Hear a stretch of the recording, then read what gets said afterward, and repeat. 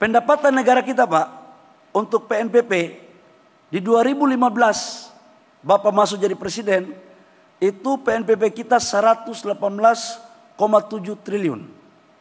Sekarang sudah mencapai kurang lebih sekitar di 2023 hampir 300 triliun, Pak. Jadi 100% lebih.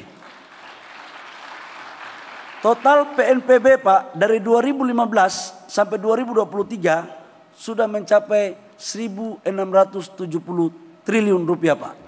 Jadi ini kerja-kerja dari Kementerian ESDM. Saya hanya membacakan, Pak. Ini bukan kerja saya, kerja tim. Karena jadi menteri belum sampai sebulan, Pak. Gitu. Tetapi saya yakin, Pak, Kementerian ESDM butuh kesejahteraan yang baik.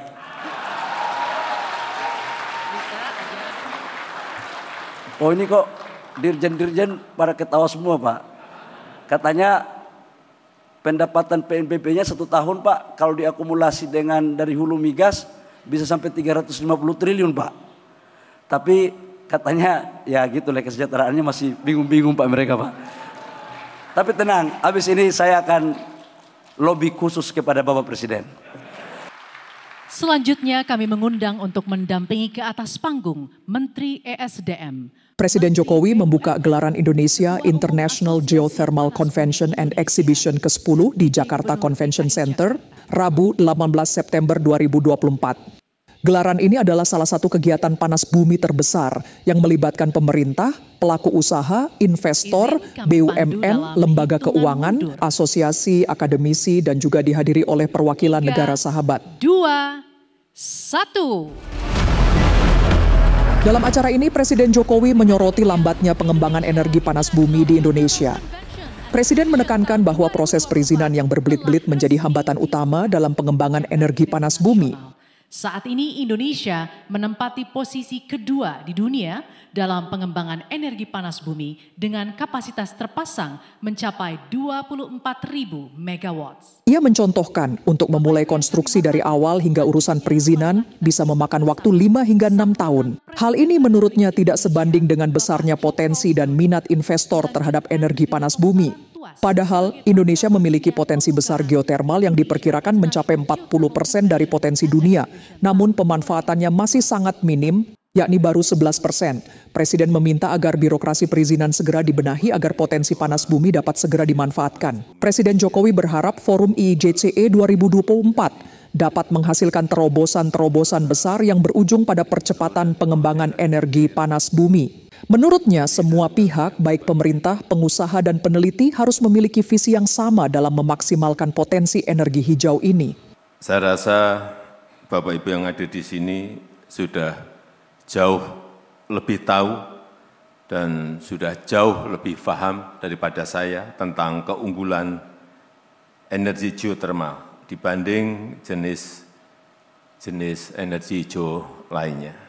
Baik dari sisi kestabilan maupun dari sisi ketidaktergantungan pada musim dan cuaca. Tadi disampaikan oleh Pak Menteri ESDM, seingat saya sudah pergi ke 3 lokasi pembangkit listrik tenaga panas bumi. Yang saya heran saat itu peluangnya besar, artinya banyak investor yang mencari energi hijau, EBT, dan potensinya ada 24.000 megawatt. Sudah kita kerjakan, tapi kok tidak berjalan secara cepat. Dan ketahuan tadi seperti disampaikan oleh Pak Menteri ESDM, ternyata untuk memulai konstruksi dari awal sampai konstruksi urusan perizinan bisa sampai 5-6 tahun. Ini yang mestinya paling cepat harus dibenahi terlebih dahulu agar dari 24.000 megawatt yang baru dikerjakan hanya 11%, itu bisa segera dikerjakan oleh para investor sehingga kita memiliki tambahan listrik hijau yang lebih banyak. Karena kalau nunggu, bayangkan nunggu untuk memulai konstruksi aja sampai 5-6 tahun. Itu kalau orang nggak sabar, kalau investornya nggak sabar, nggak mungkin mau mengerjakan, nunggu sampai 6 tahun. Kalau saya, nggak kuat saya. Meskipun banyak yang menyampaikan saya sabar, tapi untuk nunggu 6 tahun nggak kuat. Dan Indonesia sebagai pemilik potensi besar geotermal yang diperkirakan mencapai 40% dari potensi dunia, sekali lagi memiliki banyak peluang untuk dikembangkan, karena saat ini baru 11% yang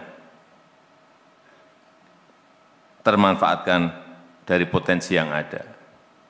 Selain itu juga negara kita Indonesia juga berkomitmen menjadi bagian penting dari langkah dunia dalam membangun ekonomi hijau, dalam mengembangkan industri hijau, dalam melakukan transisi ke energi hijau. Ini komitmen yang sudah sering saya sampaikan di mana-mana. Tapi kita semua tahu dalam melakukan transisi hijau, ini setiap pemerintahan di negara berkembang, hampir semua di negara berkembang, dihadapkan pada dilema mengenai keterjangkauan harga. Selalu problemnya di situ. Kemudian keadilan akses bagi masyarakat. Kemudian juga pemanfaatan teknologi yang tidak terbuka sehingga tidak optimal. Saya juga paham dunia usaha pasti memiliki hitung-hitungan sendiri, memiliki kalkulasi sendiri, memiliki pertimbangan-pertimbangan baik urusan turnover, masalah yang berkaitan dengan keuntungan dan yang lain-lainnya. Inilah yang harus dipikirkan bersama. Namun demikian, masalah perubahan iklim ini adalah masalah kita bersama, masalah seluruh isi dunia, baik itu pemerintah di negara maju, baik itu pemerintah di negara-negara berkembang, juga baik itu dari para pengusaha, dari para peneliti maupun rakyat kecil di seluruh belahan bumi. Oleh karena itu saya berharap forum ini bisa menghasilkan terobosan-terobosan besar yang bisa menjadi titik tengah untuk berbagi risiko, untuk berbagi beban, dan tentu juga untuk berbagi keuntungan dengan proporsi yang seimbang yang memungkinkan untuk segera diambil keputusan, yang memungkinkan untuk segera dilakukan pengerjaan. Karena dalam satu dekade ini mungkin pemilik pembangkit listrik panas bumi, setahu saya Pertamina memiliki, PLN memiliki, kemudian Kementerian Keuangan juga ada, plus ada swasta 1 atau 2, setahu saya. Tadi sudah tambah 5, saya kira sangat baik, sehingga kita harapkan langkah besar transisi hijau dapat betul-betul kita lakukan bersama-sama untuk mewujudkan kesejahteraan yang inklusif, mewujudkan akses energi yang berkeadilan, dan kehidupan dunia yang lebih baik. Saya rasa itu yang ingin saya sampaikan, dan dengan mengucap Bismillahirrahmanirrahim, pada pagi hari ini secara resmi saya buka Indonesia International Geothermal Convention and Exhibition tahun 2024. Terima kasih. Assalamualaikum warahmatullahi wabarakatuh.